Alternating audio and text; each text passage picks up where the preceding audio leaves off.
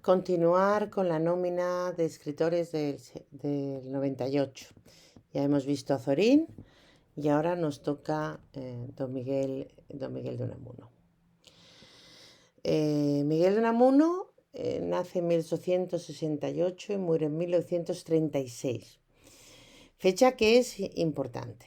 Es importante porque es la fecha de inicio de la guerra civil. Él muere justo en ese año. La guerra civil comienza en julio y él va a morir el 31 de diciembre de 1936. Miguel de Unamuno nace en Bilbao, en el seno de una familia acomodada, como ya os he dicho que son todos estos escritores, pertenecen a la burguesía. Estudió filosofía y letras en Madrid, entonces no había tantas universidades como ahora, y Madrid, la Universidad Central de Madrid, pues era quizá una de las más importantes. En 1891 tuvo la cátedra de griego de la Universidad de Salamanca, ciudad en la que vivirá el resto de su vida y que está profundamente unida a la figura de Unamuno. Antes había optado a otras plazas, como por ejemplo de profesor de vascuence, que es así lo que se llamaba antes a lo que ahora se llama euskera. Profesor de vasco. Él hablaba vasco, conocía el vasco.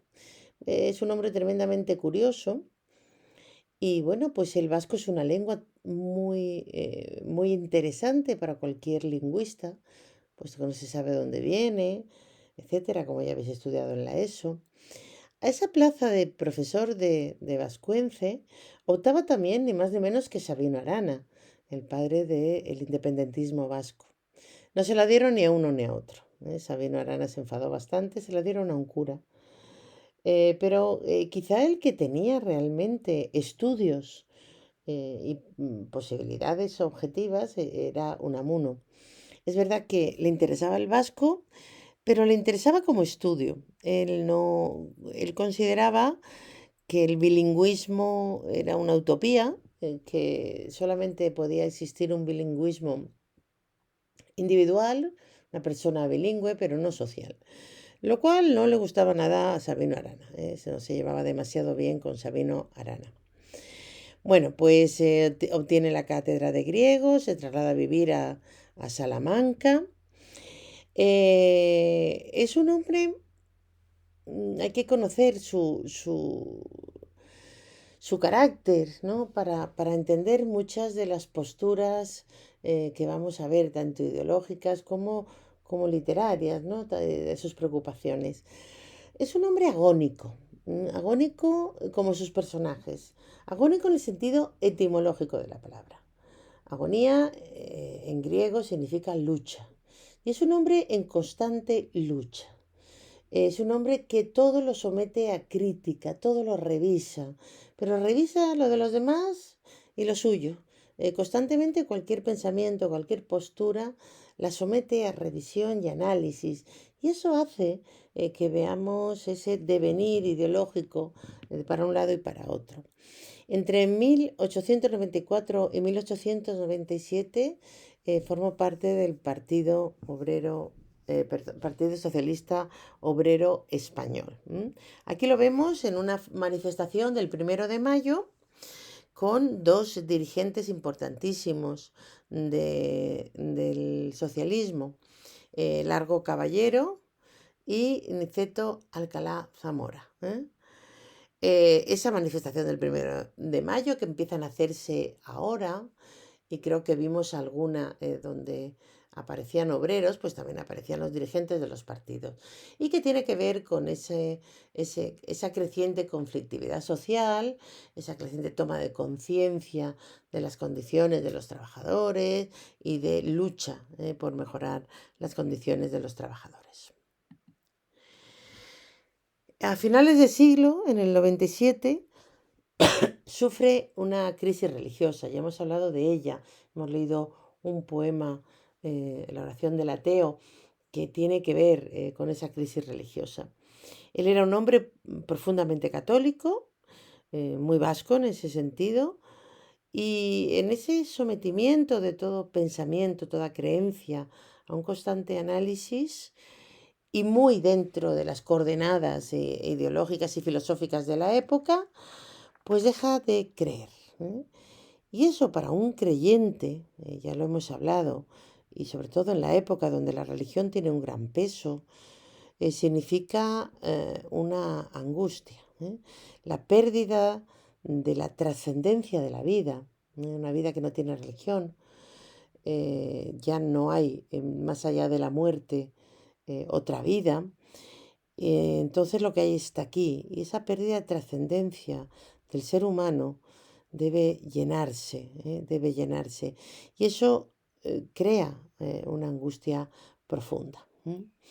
Se va a acercar al anarquismo, se va a sentir seducido, pero no va a militar nunca en el anarquismo, eh, al que ve como una especie de religión atea, ¿no? En esa búsqueda de una sociedad más justa.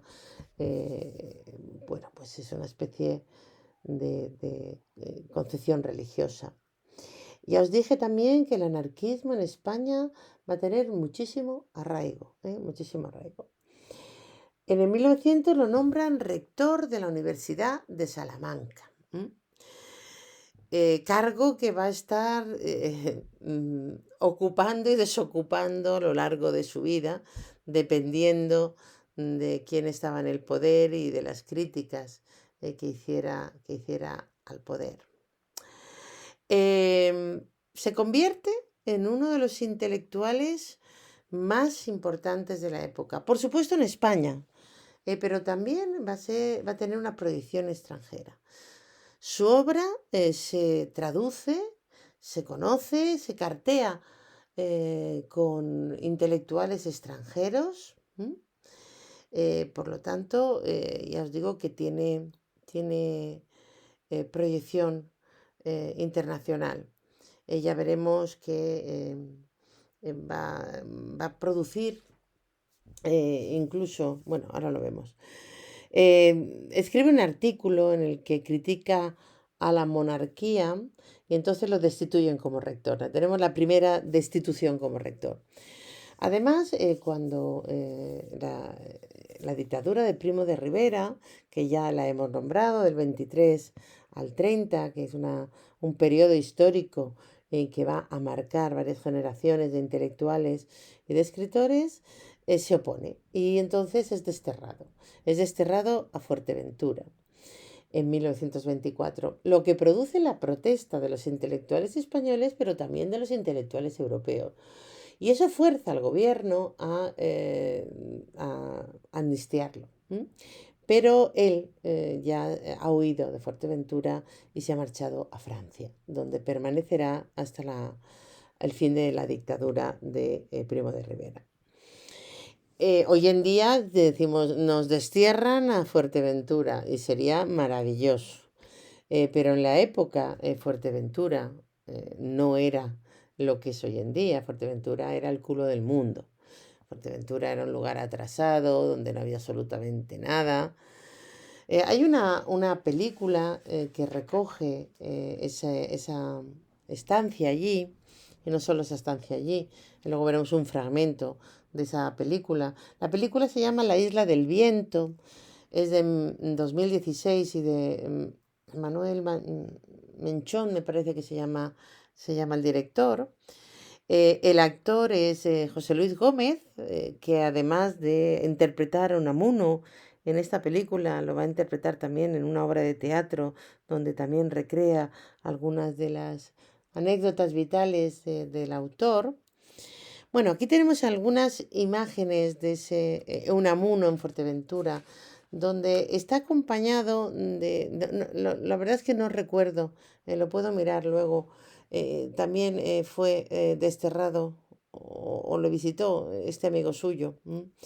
Y aquí lo tenemos en unas imágenes graciosas, yo creo que son las más simpáticas que encontramos de Unamuno, que siempre estaba muy serio cuando se fotografiaba. Y ahí vemos a los lugareños de Fuerteventura, gente de campo, de pueblo, probablemente analfabetos. Allí solamente podía tratarse pues con el alcalde, con la gente más importante.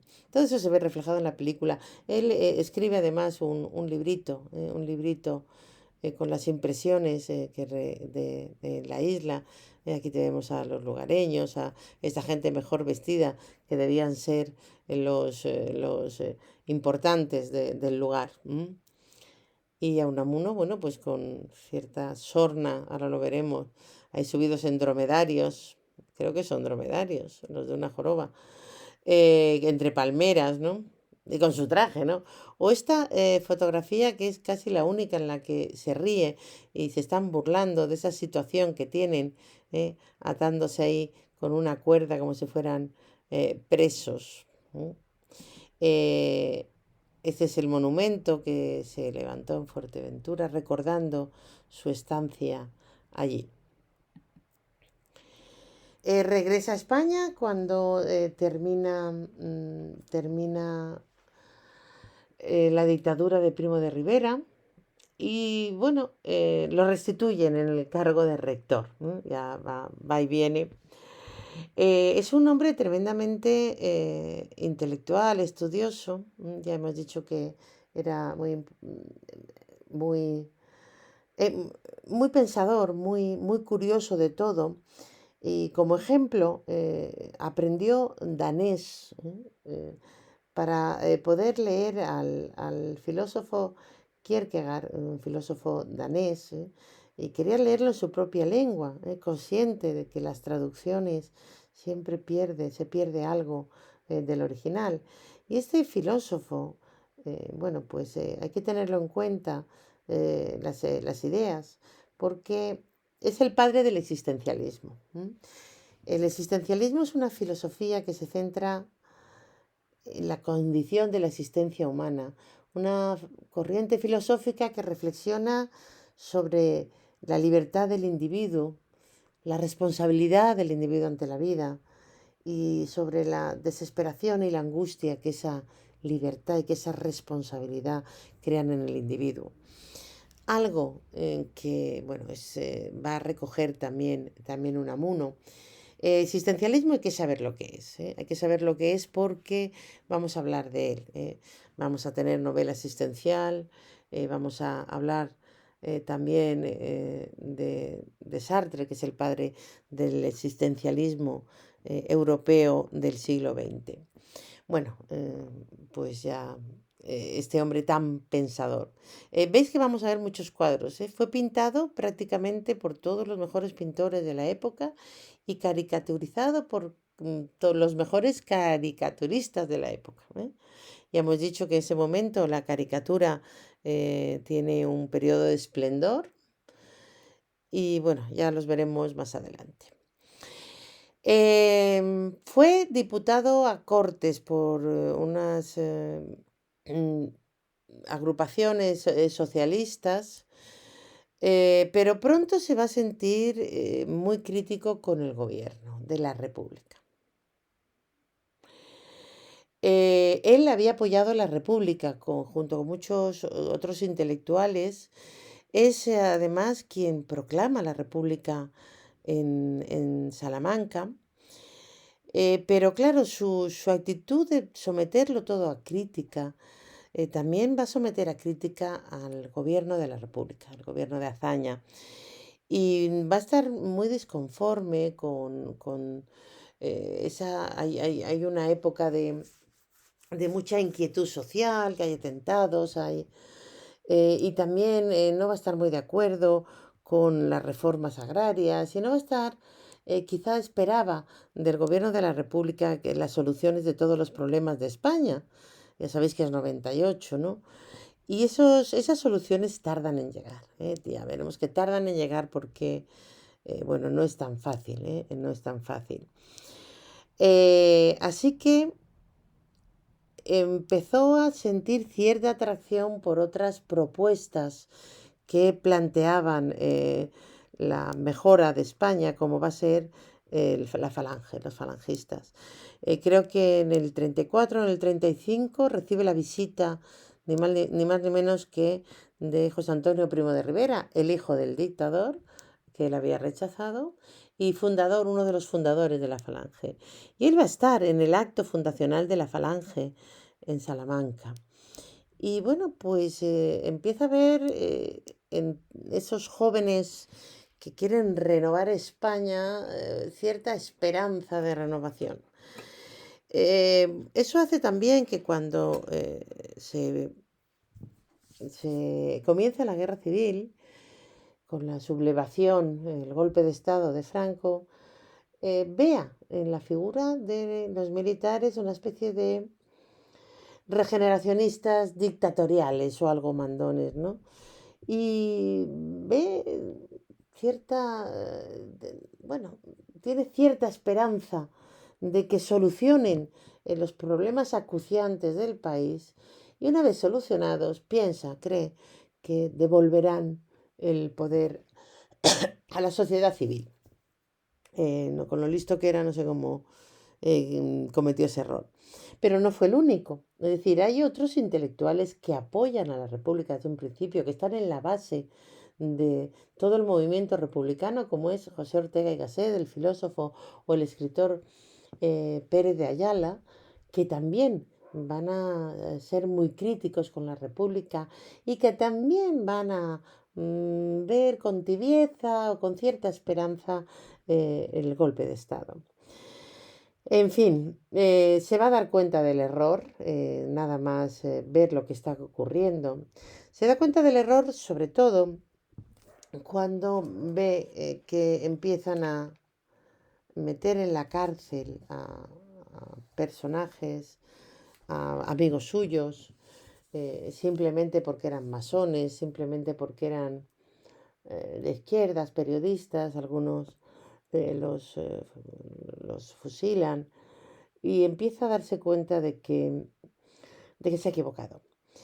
Hay una película que se estrenó en el año pasado de Alejandro Amenábar, que se llama Mientras dure la guerra, donde Carra Elajalde hace de Unamuno, lo borda, y donde se capta muy bien ese momento donde Unamuno se ha visto atrapado en la tela de araña de sus propias críticas, de sus propias, someterlo todo a revisión, y se ve en Salamanca rodeado de esos seres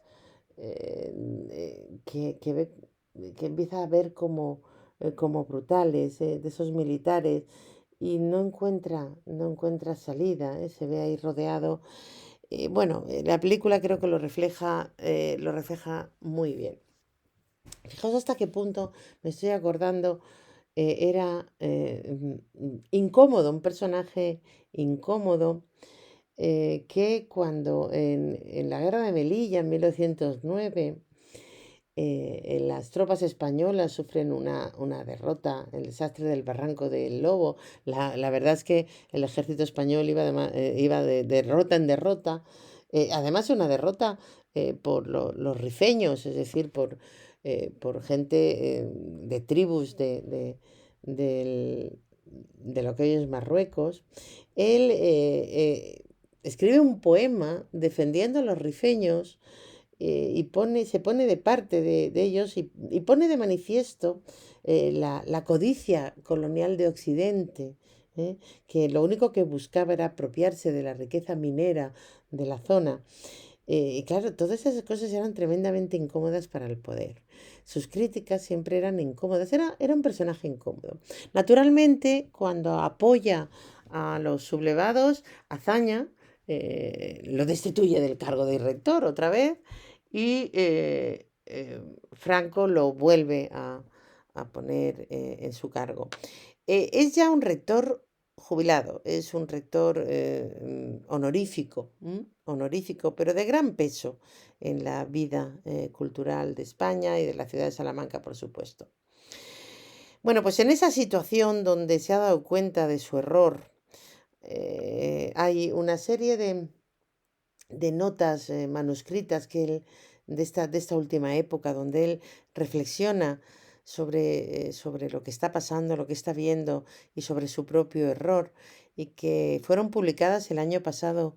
Son notas, no ni siquiera tiene una estructura de ensayo ni nada, y que él llamaba el resentimiento trágico de la vida, parafraseando una obra suya ensayística, que es del sentimiento trágico de la vida.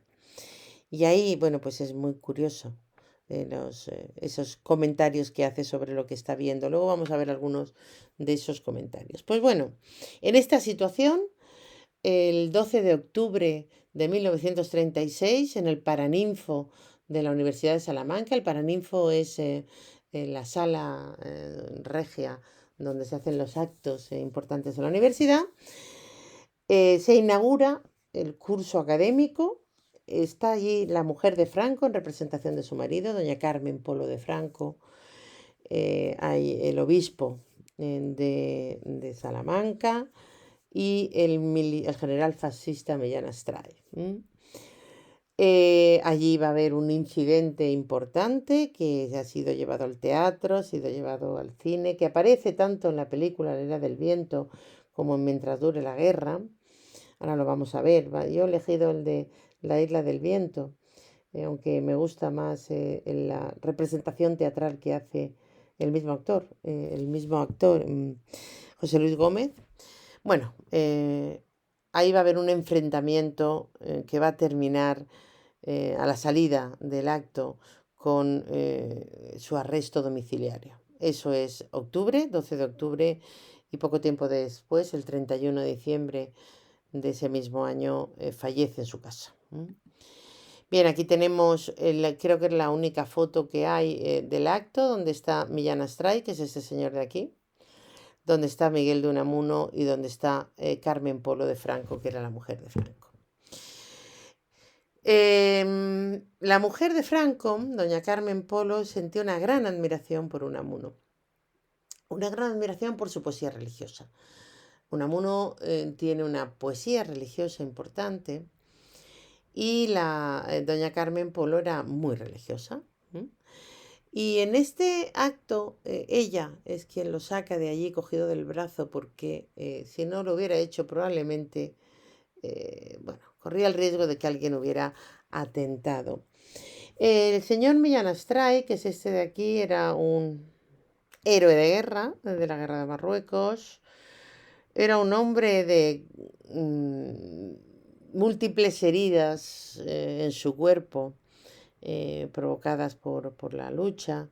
Le faltaba un ojo, tenía aquí una herida de una bala en la cara y le faltaba un brazo. Y era muy amigo de Franco, fue el que creó la Legión Española. Vamos a ver bueno, una recreación, porque no existen imágenes, y la recreación se basa en las crónicas de diferentes periódicos y en las palabras de algunos que estuvieron allí o que lo escucharon contar. Tomó la palabra, claro, no solamente se celebraba la inauguración del curso, sino también el Día de la Raza, que era como se hablaba de ese día 12 de octubre, que hoy es Día de la Hispanidad, etcétera, y que hacía alusión al Imperio Español, ¿no? Es el momento, se celebraba el momento del descubrimiento de América. Y bueno, durante todo el franquismo hay siempre muchas alusiones a esa España imperial. Tomó la palabra en ese acto un joven escritor, don José María Pemán, que va a ser el escritor franquista por excelencia. Y tras tomar la palabra José María Pemán, Unamuno no puede más que levantarse y contestar. Y ahí empezó ese incidente que vamos a ver en un vídeo de YouTube. Excelentísima señora doña Carmen Polo de Franco, excelentísimo y reverendísimo señor obispo de Salamanca, excelentísimo general José Millán Astray, autoridades civiles, militares y académicas, señores, Da comienzo la inauguración del curso 1936-1937, Día de la Exaltación de la Raza. Tiene la palabra el señor don José María Pemán.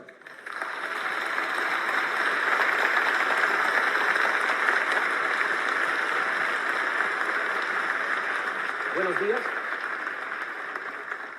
Se inaugura este curso académico en el transcurso de esta gloriosa guerra civil contra esa hidra de 7 cabezas. Esos pensamientos subversivos que vienen del extranjero y que pretenden borrar nuestro ancestral modo de vida, matar nuestras creencias. Cataluña y el País Vasco, los mayores en riqueza y en responsabilidad y explotadores del hombre y el nombre español, son cánceres que solamente el fascismo, que es el sanador de España, sabrá cómo exterminar, cortando en la carne viva como un decidido cirujano de hierro libre de falsos sentimentalismos. ¡España una! ¡España una!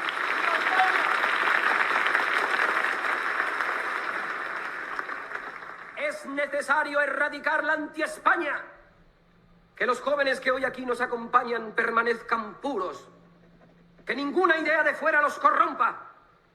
Muchachos de España, encerrad los corazones y las mentes en vuestro alcázar de Toledo y resistid. ¡Viva España! ¡Viva! ¡Viva! ¡Arriba España! ¡Arriba!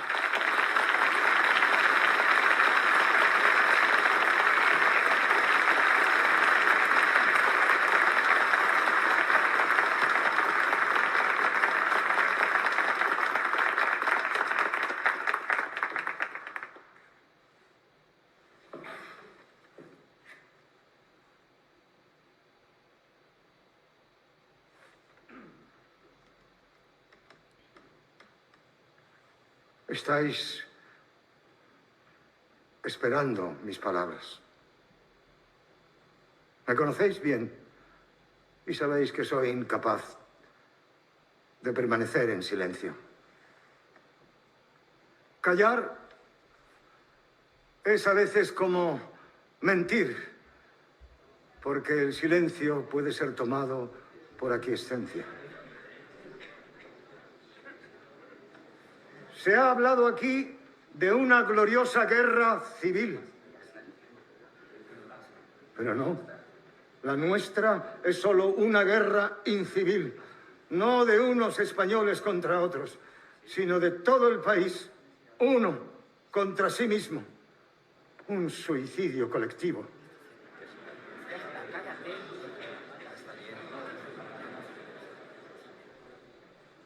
Nuestros jóvenes no deben permanecer encerrados. Ni ellos, ni ningún nacido. No debemos ser como rocas inmutables y muertas. Debemos ser como molinos. Permanecer en pie frente al viento cuando éste más arrecie. Y que esa fuerza sea la que nos mueva.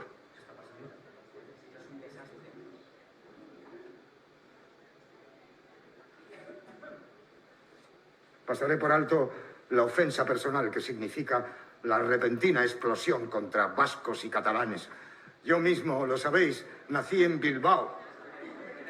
Llevo años enseñándoos la lengua española que no conocéis. El obispo, lo quiera o no, es catalán. Nacido en Barcelona. ¿Puedo hablar? ¡Muerte a los intelectuales traidores! ¡Viva la muerte! ¡Viva la muerte! Acabo de oír el grito insensato de ¡viva la muerte!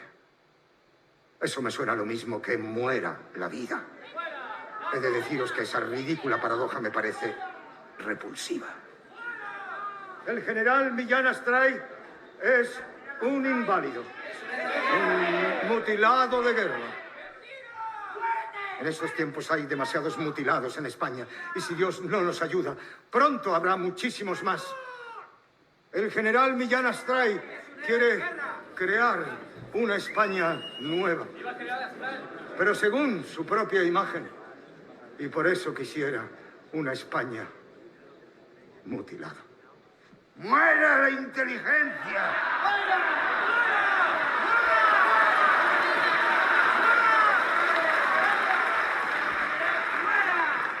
¡Venceréis, pero no convenceréis! ¡Venceréis porque tenéis sobrada fuerza bruta! Pero no convenceréis porque convencer significa persuadir. Y para persuadir necesitáis algo que os falta. ¡Razón! ¡Razón!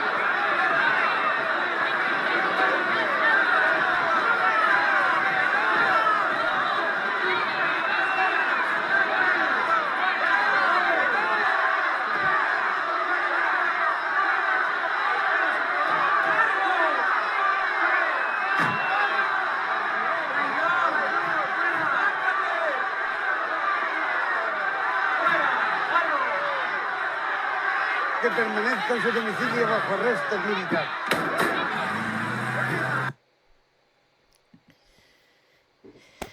Bueno, pues esa es la recreación de ese acto que supuso para él el arresto domiciliario ya hasta la muerte. Era un señor ya mayor y murió de muerte natural. Aquí tenemos la imagen que está muy bien recreada en la película de la salida.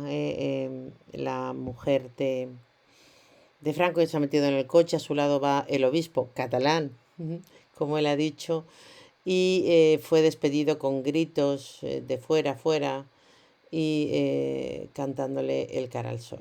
De allí pasó a su casa. Ya era viudo, solo creo que vivía con una hija.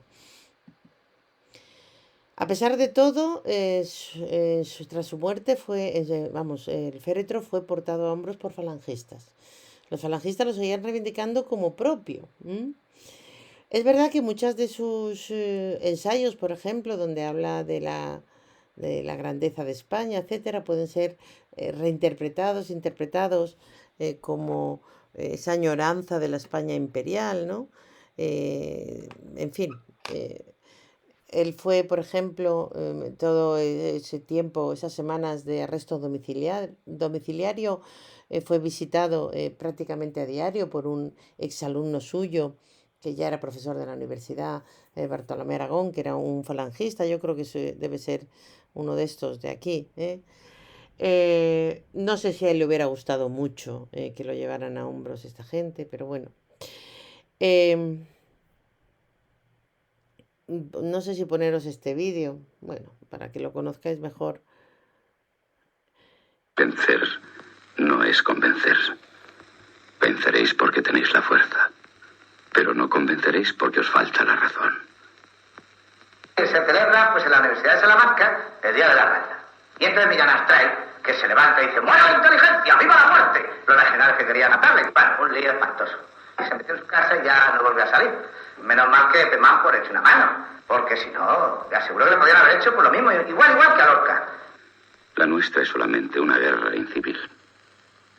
Se habla de una guerra de ideas, pero en esta guerra no hay ninguna idea a debatir. En España hay una epidemia de locura. Estamos ante una ola de destrucción. No se oyen sino voces de odio a la inteligencia y de muerte. Esto es el suicidio moral de España. Una salvajada anticristiana, antieuropea. Esto es la militarización africana pagano-imperialista. Un estúpido régimen de terror. Aquí se fusila sin formación de proceso. Se asesina sin causa. Y sí, son horribles las cosas que cuentan de las hordas llamadas rojas. Pero no hay nada peor que el maridaje de la mentalidad de cuartel con la de la sacristía. Porque el grosero catolicismo tradicionalista español apenas tiene nada de cristiano. Qué cándido y qué ligero anduve al adherirme al movimiento de Franco, que se ve arrastrado en ese camino de perdición. La dictadura que se avecina va a ser la muerte de la libertad, de la dignidad del hombre. Todos cuantos están emigrando no volverán a España. No podrán volver, como no no sea vivir aquí desterrados y envilecidos. Pobre España. Pobre España.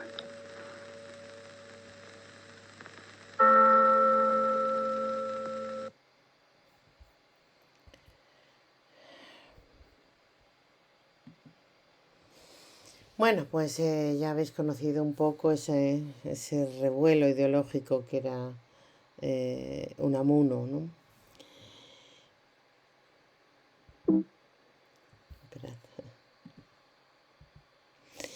De todas formas, cuando Antonio Machado se entera de la muerte de Unamuno, escribe las siguientes palabras: señalaremos hoy que Unamuno ha muerto repentinamente, como el que muere en la guerra.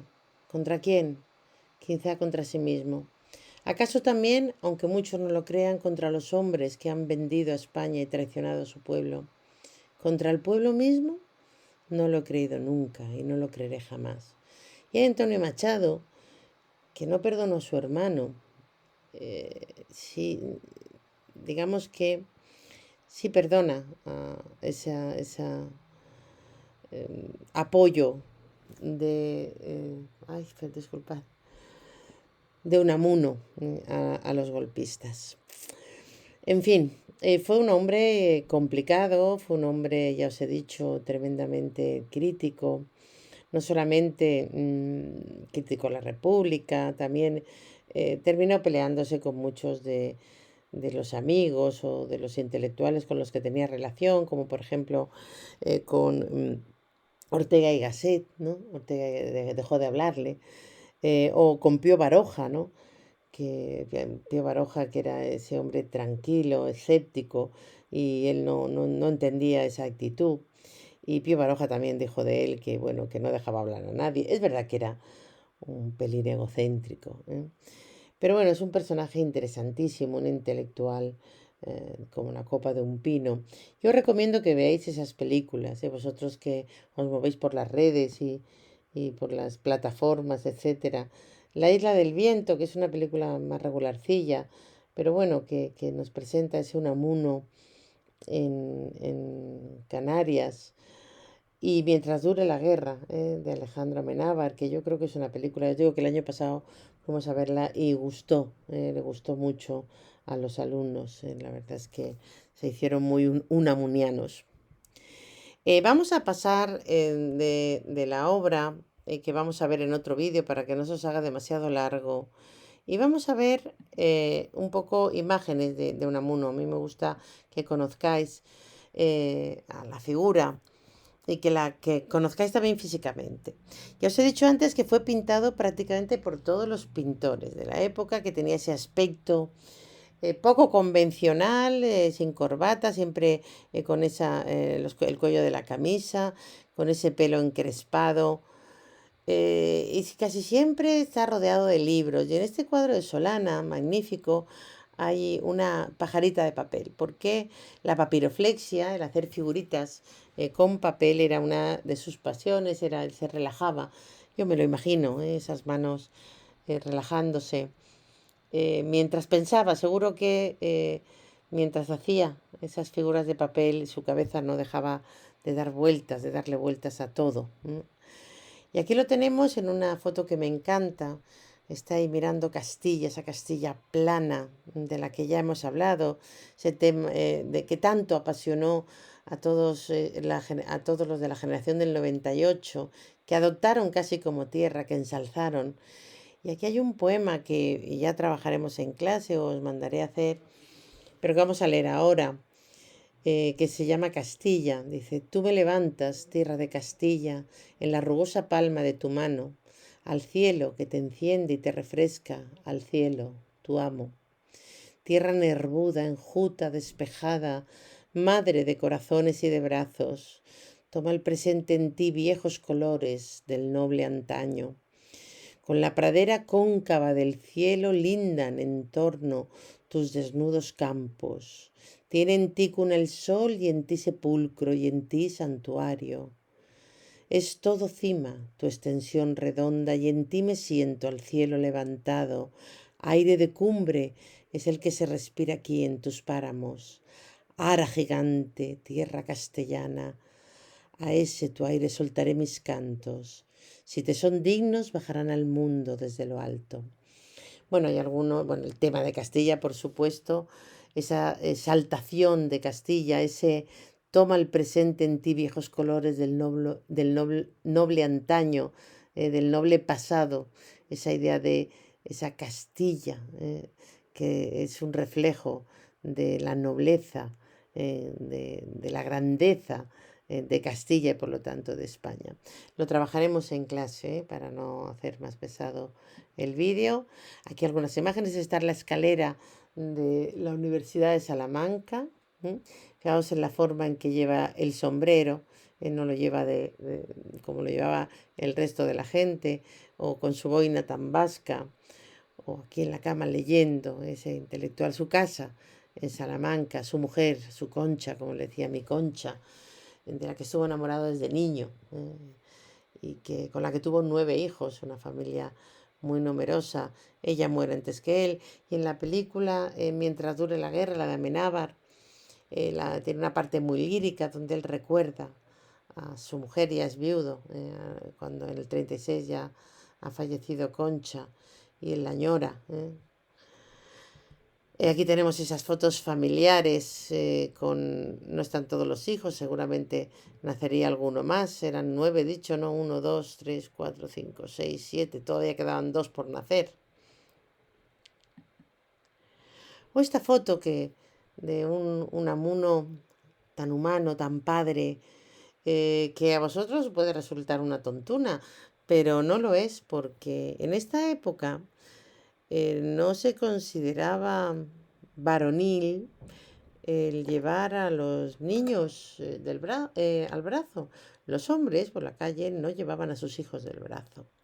Lo llevaban las mujeres, porque eso era labor de mujer.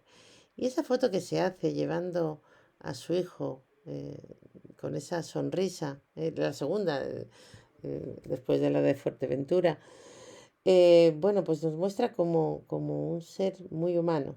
Ya os digo que no era normal, una fotografía era una fotografía para mostrar y por lo tanto era pública. Bueno, con su hijo a hombros. Aquí tenemos otra foto ya con los hijos mayores. Si no me equivoco, no estoy muy segura. Sé que un yerno suyo, el marido de una de las hijas, estaba peleando con la República, y creo que uno de sus hijos estaba peleando con los golpistas. Esta foto que me encanta, rodeado de libros, con esa mirada inquisitiva, de pensador, y esa postura de ser pensante. Él era muy pensante era nuestro Unamuno. Aquí ya tenemos una caricatura. Las caricaturas, claro, en ese momento están empezando también las vanguardias, ¿no? Y las caricaturas también van a participar de los planteamientos de las vanguardias. Aquí tenemos, en una de las veces que fue rector, el membrete de rector, una carta particular, o aquí en el patio de la Universidad de Salamanca, cuando recibe a Gabriela Mistral, poeta o poetisa, como prefiráis, chilena. Creo, si no me equivoco, que es la única mujer que escribe en lengua española que tiene el Nobel de Literatura, y él la recibe como rector. Aquí tenemos una caricatura de uno de los caricaturistas más famosos de la época, Bagaría, que lo pinta como un búho, ¿cómo se dice? Una lechuza, ¿no? Que es también símbolo de la sabiduría, con un libro, con ese, es el sombrero, que os he dicho que os fijarais cómo lleva el sombrero, y esos ojos siempre inquisitivos, o estas, también tan modernas, y creo que son del mismo de la que hemos visto antes. Su aspecto físico era un aspecto poco común, y por lo tanto era muy fácil sacarle caricaturas. Bueno, vuelvo porque me parece, fijaos aquí lo que le ha puesto, ¿no? A Unamuno, porque, claro, estás hablando de uno de los grandes temas de Unamuno, que es la muerte, ¿no? Y lo pone ahí con esa calavera. Y aquí tenemos el monumento en Salamanca a Unamuno y el homenaje que le hace un artista callejero, uno de esos hombres estatuas que se ponen en las calles. Ya os digo que Salamanca está muy unida a Unamuno y Unamuno está muy unido a Salamanca. Y aquí creo que acaba lo que es el conocimiento del autor. Luego vamos a hacer otro vídeo donde hablemos de su obra.